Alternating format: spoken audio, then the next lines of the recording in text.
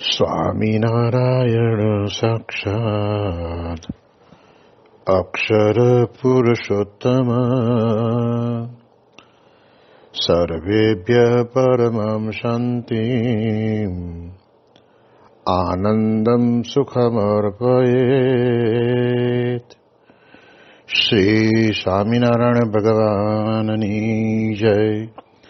શ્રી અક્ષર પુરુષોત્તમ મહારાજની જય. શ્રી ગુણાતીતાનંદ સ્વામી મહારાજની જય. શ્રી પ્રમુખ સ્વામી મહારાજની જય. શ્રી મહંત સ્વામી મહારાજની જય. પ્રગટ ગુરુ હરિ પરમ પૂજ્ય મહંત સ્વામી મહારાજની આજ્ઞા અને આશીર્વાદથી આપણે બધાએ નિત્ય પ્રાતઃ કથાનો લાભ લઈ રહ્યા છીએ. આજે આપણા માટે મે મહિનાની 6ઠી તારીખ અને સોમવારનો મહાપવિત્ર દિવસ છે અને 1238મી સભા થાય છે. અને કહત હૈ સહજાનંદ એ વિષય ઉપર 889મી સભા થાય છે.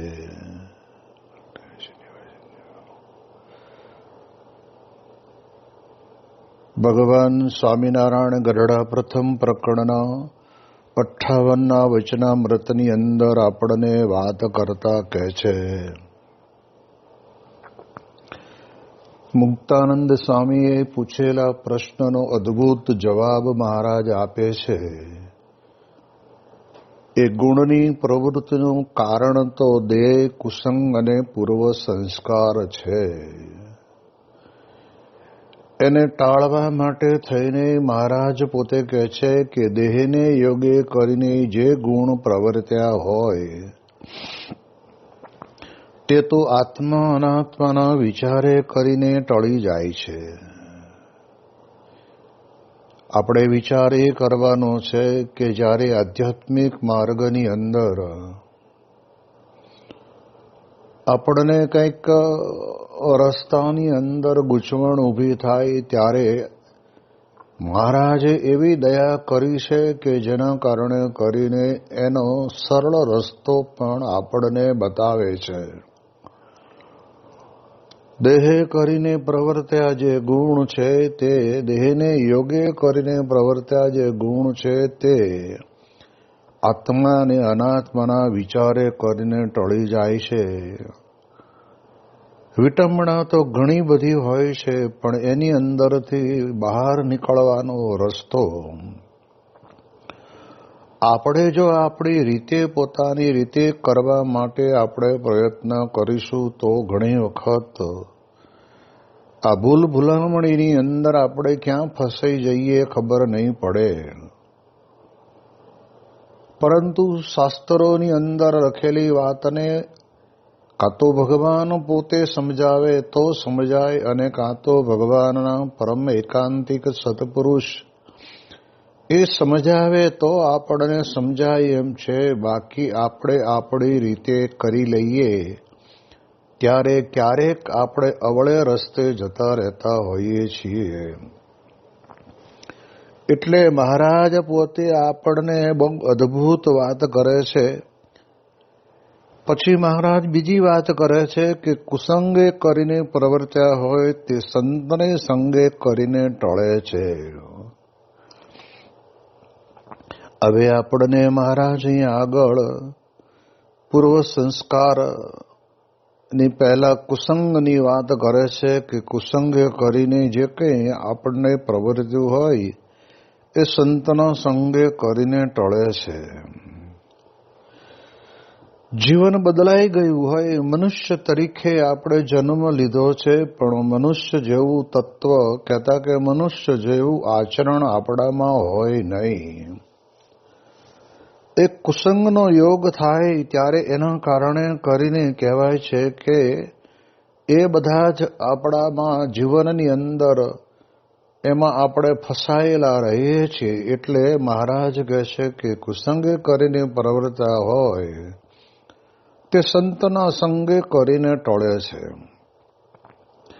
અને વાત વાસ્તવિક છે કે જ્યારે આપણને આવા સાચા સંત મળે ત્યારે જ આપણે આપણા જીવનની અંદર આપણને લાગેલા કુસંગમાંથી આપણે થોડા બહાર નીકળી અને સત્સંગના રંગે રંગાતા હોઈએ છીએ. એટલે એટલા માટે સ્વામી કહે છે કે સત્સંગ હંમેશા કરતા રહેવું જોઈએ.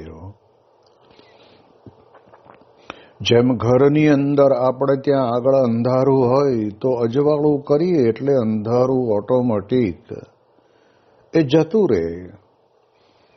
એમ અંતરની અંદર પણ કુસંગના કારણે કરીને જે ગુણ પ્રવર્તે છે, જે ગુણના વેગ આવે છે, એને ટાળવા માટે સત્સંગ રૂપી અજવાળું આપણે કરવું પડે. અને સત્સંગથી જ આપણા જીવનની અંદર, સંતના સંગે જ આપણા જીવનની અંદર એ પ્રકારે કહેવાય છે કે એ બધા જે ગુણ પ્રવર્ત્યા હોય એ ટળી જાય. એટલે અહીંયા મહારાજ પોતે આપણને આગ્રહ કરીને સંતનો સમાગમ કરવાનું કહે છે. સદગુરુ બ્રહ્માનંદ સ્વામી પણ પોતે આપણને વાત કરીને કહે છે કે સંત સમાગમ કીજે ઓ નિષદિન સંત સમાગમ કીજે. જો સંતનો સમાગમ આપણે કરીએ તો એના કારણે કરીને અંતરની અંદર રહેલું અજ્ઞાન ટળી જાય. પણ આ સમાગમ કેવી રીતે કરવાનું? સંતના સંગની અંદર આપણે રહેતા હોઈએ ત્યારે કંઈ આપણે પૂર્ણ કામ તો છીએ જ નહીં. કુસંગના સંગે કરીને પ્રવર્તેલા ગુણો આપણાની અંદર આવેલા હોય છે, એને ટાળવા માટે સંતનો સંગ એટલે કહે છે કે માન તજી સંતન કે મુખ સે પ્રેમ સુધારસ પીજે. અંતરની અંદર કુસંગના કારણે કરીને તો સ્વામી કહે છે કે દરેક વ્યક્તિના જીવનની અંદર ઓછા વધતા પ્રમાણમાં એ માન તો પડેલું જ છે. અને માનના કારણે કરીને ઘણી વખત આપણામાં રહેલો કુસંગ છે એ વટવૃક્ષની જેમ ફાલ્યો ફૂલ્યો બનતો હોય છે.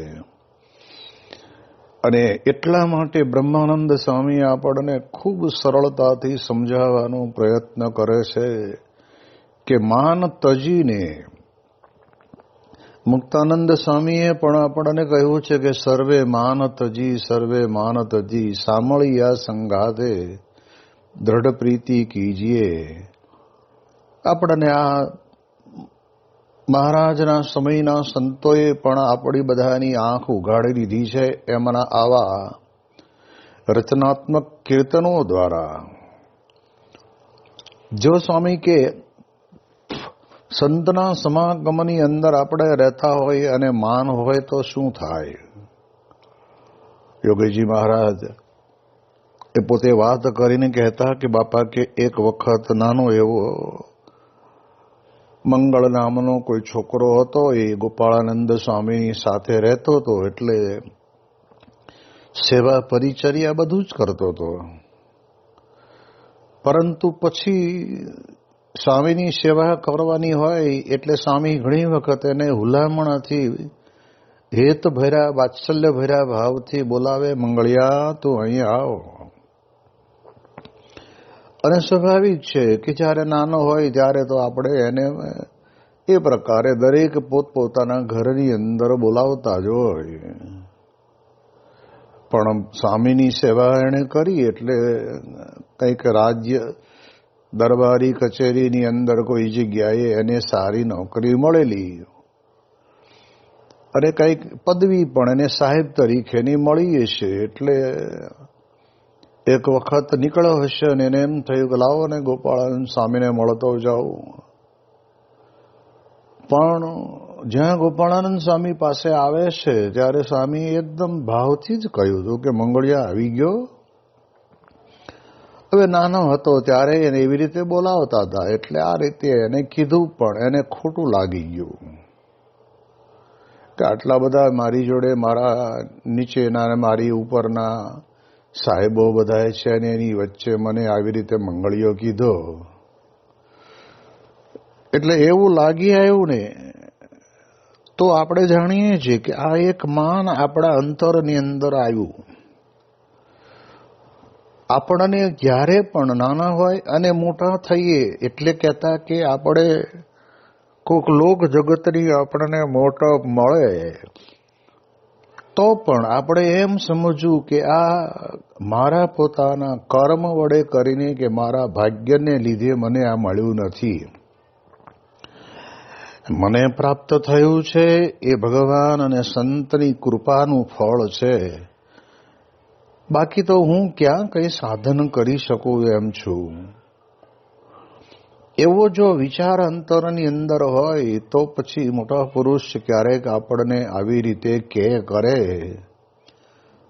તો પછી આપણને ખોટું લાગે નહીં. હવે માનના કારણે કરીને કે સ્વામી એવું ઈચ્છતા નહોતા કે એની નોકરીની અંદરથી બરતરફ કરવામાં આવે, પણ એક પોતાના જીવનની અંદર એક માનને કારણે કરીને કંઈક એના કાર્યની અંદર એની ભૂલ થઈ હશે એટલે એને સસ્પેન્ડ કરવામાં આવ્યો.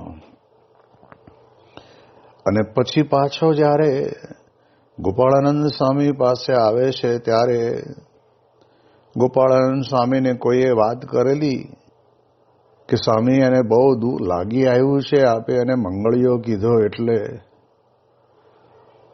સ્વામી કે આપણી ભૂલ થઈ, આપણને ખબર નહીં. અને જ્યારે પછી આવે છે ત્યારે સ્વામી પોતે કે આવો મંગળભાઈ શેઠ સાહેબ, આવો આવો. અને ત્યારે મંગળિયાએ કીધું કે સ્વામી હવે મંગળિયો થઈ ગયો.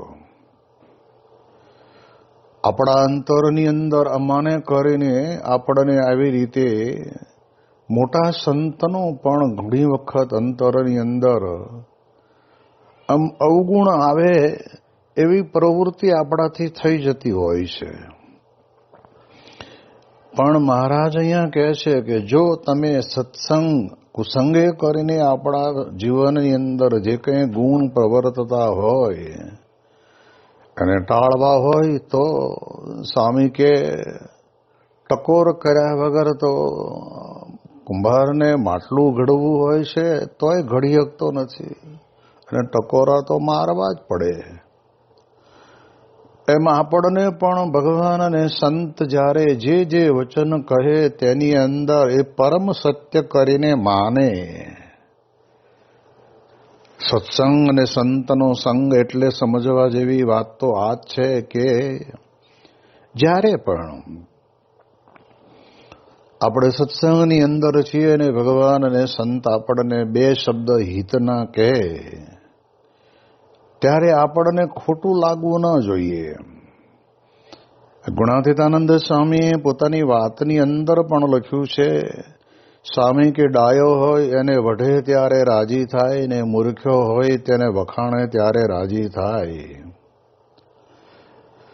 હવે આપણામાં રહેલો જે કુસંગ અને કુસંગના ગુણ પ્રવર્ત્યા છે એને ટાળવા માટે મહારાજ સંતનો સમાગમ કહે છે, અથવા તો સંતનો સંગ કહે છે. સંગ એટલે આપણે એ જ સમજવાનું કે જેટલો સંતનો સમાગમ થાય એટલું જ આપણા જીવનની અંદર કુસંગથી જે કંઈ ગુણના ભાવ આપણામાં આવતા હોય એ સ્વાભાવિક રીતે ટળી જાય. આમ સામાન્ય વાત છે, નાની એવી વાત છે, પણ છતાંય તે એને સવળો વિચાર હોય તો પછી કોઈ દિવસ વાંધો ન આવે. શિવલાલ શેઠ સભાની અંદર સોપારી ખાતા હશે અને તે જમાનો હતો, તે વખતે સુખી સંપન્ન લોકો પોતાની પાસે સોપારીને સોડી રાખતા અને કદાચ નાના નાના ટુકડા કરીને પણ ખીચામાં મૂકી રાખ્યા હોય ત્યારે મમળાવે મોઢામાં મૂકીને. પછી જે આપણો સ્વભાવ જ એવો છે કે દાંતની વચ્ચે નાખીએ ને કડક લઈને અવાજ આવે અને નાના નાના ટુકડા વધારે થઈ જાય એટલે એમાંથી રસ ઝરે. આવું કંઈક શિવલાલ શેઠ કરતા હશે અને તે વખતના સમયની અંદર કહેવાય છે કે કોઈ મોટા સદગુરુ સંત હશે ને એમણે કહ્યું કે ભાઈ આ સભાની અંદર આ પ્રમાણે આ આવો અવાજ ક્યાંથી આવે છે એમ કહ્યું ને એટલે તરત શિવલાલ શેઠ પોતે બહુ જ બુદ્ધિશાળી હતા અને સંતના સમાગમને સારી રીતે સમજતા હતા અને તરત જ એમણે ઊભા થઈને થૂંકી નાખીને સંકલ્પ કરી લીધો કે હવે પછી આ આપણે ક્યારેય સોપારી ખાવી નહીં. જો સવળો વિચાર આપણને આવે તો પણ એવા સાચા સંતના સંગની અંદર રહીએ ને તો એ દયા કરે અને આપણને સવળો વિચાર આવે પણ ખરો. એટલે જે કંઈ આપણામાં આ પ્રમાણે કહેવાય છે કે કુસંગે કરીને ગુણ પ્રવર્તતા હોય એ સંતના સંગે કરીને ટળે છે. કેટલા બધા આપણા ભારત વર્ષના ઇતિહાસની અંદર બદલાયેલા જીવનને કુસંગના સંગે કરીને બદલાયેલા જીવનને સંતના સંગે કરીને એ પવિત્ર બનાવી દીધા છે. જેમ નારદ મુનિ ચાલ્યા જતા હતા અને વાલિયા લૂંટારે ગયે મહાત્મા ઉભા રહો, ક્યાં જાઓ છો, હોય એટલું ઊંઘતા જાઓ. નારદજી સમજી ગયા કે આને પોતાને લૂંટફાટ કરવાનું જ કામ ચાલુ છે એટલે એને આપણને ઊભા રાખ્યા છે. જો ભગવાનમાં મન લાગેલું હતું એટલે એને કોઈ પણ પ્રકારની બીજી બીક હતી નહીં અને બીક રાખવા જેવું સાધન પણ કંઈ નહોતું કે જેથી કરીને એ લૂંટવા માટે જે કંઈ પ્રયત્નો કરવો હોય એ કરી લે તો પણ એને મળે એમ છે નહીં. અને કહ્યું કે બોલ ભાઈ શું છે, હોય એટલું મૂકી દે. એટલે મારી પાસે તો નારાયણનું નામ છે, પણ હું તને એક પ્રશ્ન પૂછું કે તું આવી રીતે બેન દીકરીઓના શરીર ઉપર રહેલા એ સુવર્ણના દાગીના જૂટવી લે છે અને તારે ઘરની અંદર તારું ઘરનું પાલન પોષણ કરે છે, એ કેટલું યોગ્ય છે? માટે તું વિચાર કર. અને ત્યારે તે વખતે આ સંતના સંઘની અંદર જ જો ઘણા બધા લોકો ત્યાંથી નીકળ્યા, કેટલાક લૂંટાયા પણ હશે ને કેટલાકને માર પણ ખાવો પડ્યો હશે, પણ એ બધા નીકળેલા બધા માયાના જીવ હતા એટલે કાંઈ બીજું તો કહી શકે નહીં. પણ ભગવાનનું મન કહેવાતા એવા નારદ મુનિ પોતે નિધડકપણે એને કહે છે કે તું કરે છે એ યોગ્ય છે, એ તને ખબર તો છે કે નહીં? અને એ વખતે ને નારદજીએ કહ્યું કે તું એક કામ કર, તારા ઘરે પૂછી આવ, આજે તું કર્મ કરે છે એનું પાપ તો તને લાગવાનું જ છે. આપણે ત્યાં આગળ પણ કહેવાય છે ને કે કરેલા કર્મના બદલા ભોગવવા જ પડે છે. જેવું કર્મ કર્યું હોય એવો એનો બદલો આપણે ભોગવવો જ પડે છે. અંધારી રાતની અંદર કોઈ ન જોવે એમ આપણા ઘરના આંગણામાં ગાંડા બાવળનો બીઓ વાવ્યો હોય તો એ 15 દાડે મહિને 2 પાંદડે ને બહાર નીકળશે ત્યારે 2 હુળો લઈને જ આવશે. એમાં કંઈ આંબાને જેમ કેરી આવે એમ કંઈ કેરીઓ આવવાની નથી.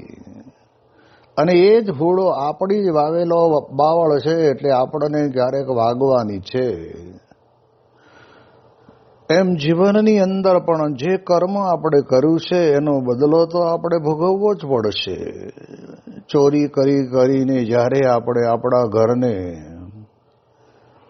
આલિશાન બનાવીને સુખ સાહેબી આપણે ભોગવતા હોય લોકની દ્રષ્ટિએ, પણ સમય આવે ભગવાન કહે છે કે એના કર્મનું ફળ તો જરૂર એને આપે છે.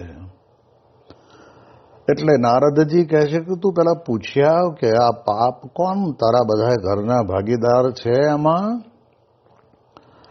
અને ત્યારે નારદજી પાસેથી વાલીઓ જાય છે કે તમે જતા રહ્યો તો કે નહીં જવું, હું બેઠો છું અહીંયા ભજન કરીશ, મારે તો બધે ભજન જ કરવું છે ને.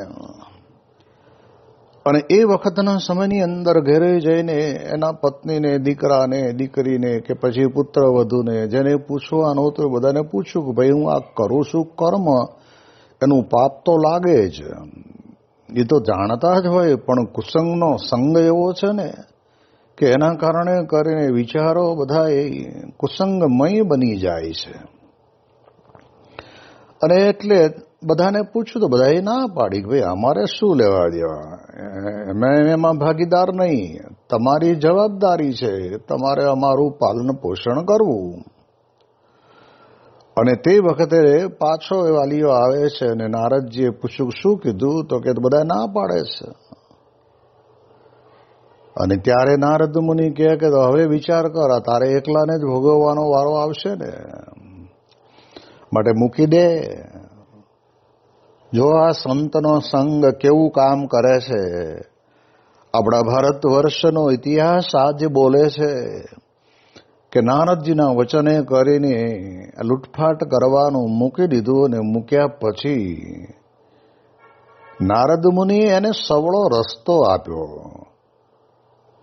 કયો રસ્તો? તો કે બસ તું હવે બીજું કાંઈ કરીશ નહીં, આ દુનિયામાં જે ભગવાનનું ભજન કરે છે એ ભજનના કરનારાને ભગવાન પોતે અનવસ્ત્રને આબરૂએ કરીને ક્યારેય દુઃખી થવા દેતા નથી, તને નહીં થવા દે. અને રામ રામ રામ રામ કરે છે, અને એમણે પોતે પછી ભગવાનમય વૃત્તિ બની ગઈ. એટલે રામાયણ પોતે વાલ્મીકી રામાયણ લખીને વાલ્મીકી ઋષિ બની ગયા. એટલે પૂજ્ય ડોક્ટર સ્વામી કહે છે ને કે સંતનો સમાગમ થયો, એનો સંગ થયો તો ખૂનીમાંથી મુનિ બની ગયા. અને એટલે જ આપણે વિચાર કરવાનો છે કે જે કુસંગ છે એ કુસંગને કારણે કરીને આપણને જે કંઈ વિચારોના વમળો આવતા હોય એને ટાળવા માટે સંતના સંગમાં રહીએ તો જ કામ થાય. જેમ આપણને ત્યાં ઘણી વખત કહે છે ને કે કોઈક જગ્યાએ એવી હોય કે જ્યાં આગળ પુષ્કળ પ્રમાણમાં દુર્ગંધ આવતી હોય. હવે દુર્ગંધ ભર્યા પ્રદેશની અંદર કે સ્થાનની અંદર આપણને રહેવું એક મિનિટ પણ પોસાય એમ ન હોય તો એને સ્વચ્છ કરવું પડે. વાળી ચોળી સાફસૂફ કરી, કચરાપોતું કરી, પાણીથી વાઇપર મારી અને એટલું સરસ ચોખ્ખું કરી નાખીને પછી સરસ મજાની અગરબત્તી સળગાવે, ચંદન કે પછી ગુલાબની, તો આખા ઘરની અંદર, ઓરડાની અંદર કહે છે કે સુગંધ થઈ જાય. એમ અંતર આપણું ગોબરું હોય ને, અને એની અંદર આપણે આપણા જીવનની અંદર જો સંતનો સમાગમ કરીએ ને તો એ આપણું ગોબરું અંતકરણ શુદ્ધ થઈ જાય છે. એટલે કુસંગના સંગે કરીને પ્રવર્તેલા જે ગુણ છે એ સંતના સંગે કરીને એ ટળે છે. એ વાત તો એક વાસ્તવિક છે. એટલે મહારાજ આપણને બહુ જ મજાની વાત કરીને આપણને સરળ રસ્તો બતાવે છે કે સંતનો સમાગમ કરીએ. અને એવા કેટલા બધા પ્રસંગો છે આ દુનિયાની અંદર કે જેને કુસંગનો સંગ લાગ્યો એના અંતરની અંદર ભગવાન ભજવાના વિચારો તો આવવાના બાજુ પર રહ્યા, પણ ભગવાનના ભક્તનું પણ અહિત કરવાના વિચારો આવે એવું બને. પણ સંતનો સંગે કરીને એને શુભ વિચાર આવવા માંડે. એટલે માટે મહારાજે કૃપા કરીને આપણને આવા પરમ એકાંતિક સંતનો સંગ આપ્યો છે.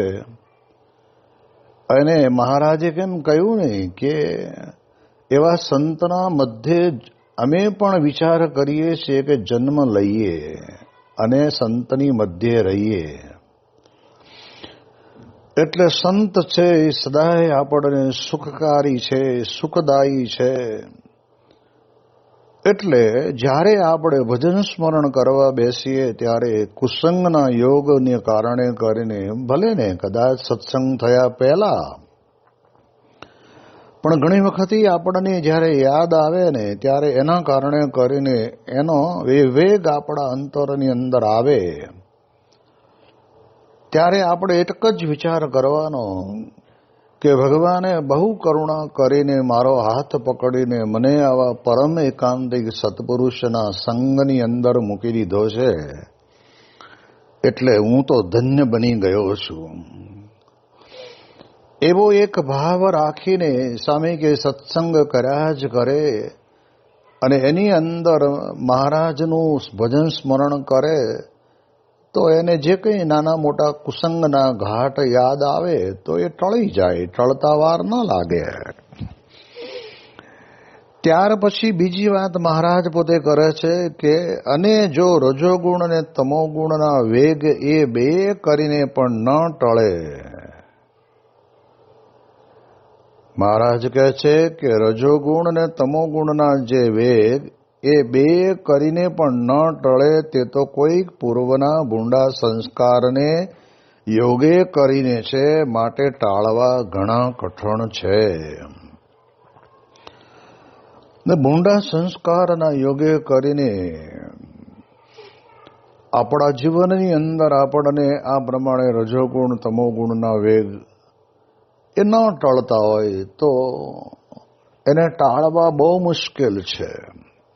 હવે જ્યારે આવી વાત આવે ત્યારે સ્વાભાવિક રીતે આપણને એમ થાય કે આપણને આવું થતું હોય તો કરવું શું. એટલે અહીંયા આગળ મહારાજ પોતે આપણને આ પ્રમાણે વાત કરે છે કે પૂર્વના ભૂંડા સંસ્કારને યોગે કરીને છે એ ટાળવા ઘણા કઠણ છે. અને ત્યાર પછીના સમયની અંદર આનંદાનંદ સ્વામી પોતે મહારાજને પ્રશ્ન પૂછે છે કે હે મહારાજ, એ પૂર્વના સંસ્કાર મલિન હોય તે કેમ ટળે? જો મહારાજના વખતની અંદર મહારાજના પરમહંસોએ કોઈ વાત બાકી રહેવા દીધી નથી. આપણા બધાના માટે થઈને આવું અદ્ભુત પ્રશ્ન એ આનંદાનંદ સ્વામી પોતે પૂછે છે. બાકી તો આપણે તેમ કે ન ટળે એવું હોય તો મૂકોને પડતું કાંઈ નહીં, જે હશે એમ રહેવા દો, બીજું હું. પણ અહીંયા આગળ તો આપણને બહુ સ્પષ્ટપણે આનંદાનંદ સ્વામી પ્રશ્ન પૂછીને કહે છે કે મહારાજ એ કેવી રીતે ટળે? પૂર્વના સંસ્કાર મલિન હોય. હવે ગયા જન્મની અંદર આપણા સંસ્કાર મલિન હતા એની આપણને ક્યાં ખબર છે? પણ મહારાજને અહીંયા આગળ કહેવાનો હેતુ એ છે કે એ મલિન સંસ્કાર પૂર્વના છે અને રજોગુણ ને તમોગુણના વેગે કરીને આવેલા છે, તો એ ટળવાના મુશ્કેલ છે. એટલે એનો અર્થ એમ થાય છે કે અત્યારે નહીં, પૂર્વની વાત પણ જ્યારે કરવા જઈએ ત્યારે મહારાજ પોતે આપણને અભિપ્રાય દ્વારા સમજાવે છે કે આજને ગઈકાલે દિવસ આપણા માટે પૂર્વ જ કહેવાય. પણ અહીંયા આગળ જે મલિન સંસ્કારની વાત કરે છે એમાં તો આપણે એટલું જ સમજવાનું, પૂર્વ એટલે ગયા જન્મની અંદર આપણે જે કંઈ કર્મ કર્યા હશે અને એ કર્મનું બંધન આપણને થયું હશે ને એના કારણે કરીને આપણે જ્યારે ભજન સ્મરણની અંદર બેસીએ ત્યારે એ મલિન સંસ્કાર આપણામાં પડેલા છે એ આપણને યાદ આવશે અને યાદ આવશે એના કારણે કરીને આપણને જોઈએ એવું ભજન સ્મરણનું સુખ નહીં આવે. એ વાત વાસ્તવિક છે. અને એને ટાળવા હોય તો શું કરવું?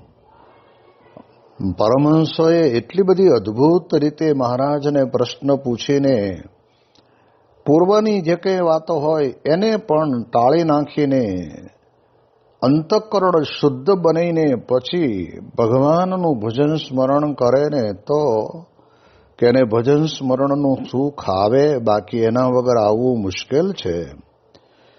એટલે માટે મહારાજ પોતે આપણને કહે છે કે એ ટળે નહીં, પણ આનંદાનંદ સ્વામી પોતે પ્રશ્ન પૂછીને આપણને એ કેમ ટળે એનો પ્રશ્ન પૂછીને આપણા જીવનની અંદર આપણને સમજાવવા માંગે છે. અને હવે જોજો એનો કેટલો સુંદર અને સરળ રસ્તો છે તે આપણને બતાવે છે. એની વિશેષ વાતો આપણે આવતીકાલે કરીશું. શ્રી સ્વામિનારાયણ ભગવાનની જય.